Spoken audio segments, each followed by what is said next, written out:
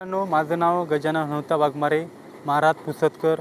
तर आम्ही सध्या इकडं जंगलामध्ये आलेले आहे. हे सगळं इकडं जंगल आहे बघा. तर हे आम्ही अशी औषधी पेड पौधे जे झाडं असतात ते झाडांची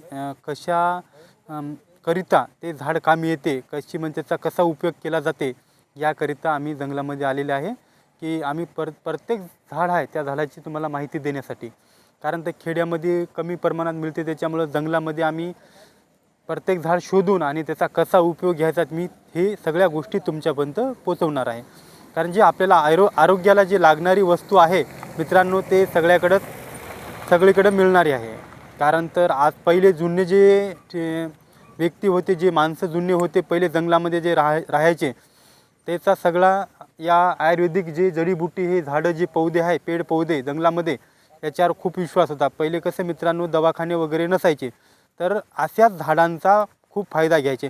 आणि मी असं झाडाची तुम्हाला माहिती देत आहे की ती इतकी लाभदायी आहे आणि हे कुठंही तुम्ही कोणाला बी उपयोग करू शकता ही औषधी. आणि तुम्हाला ही औषधी मी तुम्हाला नक्की दाखवतो मित्रांनो. खूप भारी औषधी आहे. तुम्ही व्हिडिओ माझा पूर्ण बघा तर औषधी तुम्हाला माहीत पडेल. बघा मित्रांनो, हे झाड आहे, इकडं आलेलं आहे आम्ही जंगलामध्ये. बघून घ्या मित्रांनो, या झाडाला भरपूर काटे असतात. याची पानं खूप बारीक बारीक छोटे छोटे पाने असते आणि अख्ख्या झाडाला काटे असते. बघून घ्या मित्रांनो, फांद्याला सुद्धा काटे असते. पूर्ण झाडाला बघून घ्या मित्रांनो, खूप अन्नीदार काटे असते, म्हणजे हाताला जर लागला तर खूप चुभते मित्रांनो. तर या झाडाला असे फळ येतात, याला शिरगुळा असे म्हणतात मित्रांनो. लहानपणी तुम्ही खूप बघितला असेल असे झाड हे, तर याला शिरगुळा असं म्हणतात. याच्यामध्ये फळ निघते मित्रांनो, त्याला शिरगुळा असं म्हणतात मित्रांनो. तुम्हाला मी तोडून दाखवतो, खूप काटेरी आहे मित्रांनो. बघा मित्रांनो, हे असलं फळ असते, याला भरपूर काटे असतात, याला शिरगुळा असं म्हणतात मित्रांनो. कुणाला जर लय जुनी ताप येत असेल, जास्त प्रमाणात ताप येत असेल, कुणाला जेर झाला असेल, तर कुणाची ताप निघत नसेल, तर अशा वनस्पतीचा तुम्ही लाभ घ्या मित्रांनो. पहिले जंगलामध्ये जी वनस्पती होती, जे पहिले जुनी लोक जे अशा वनस्पतीचा वापर करत होते, ते आता सगळी लुप्त झाले मित्रांनो. कारण तर ही वनस्पती सगळी फलदायी आहे आणि त्याचा तुम्ही नक्की लाभ घ्या मित्रांनो. याच्यामध्ये बीज निघते मित्रांनो, मी तुम्हाला फोडून दाखवतो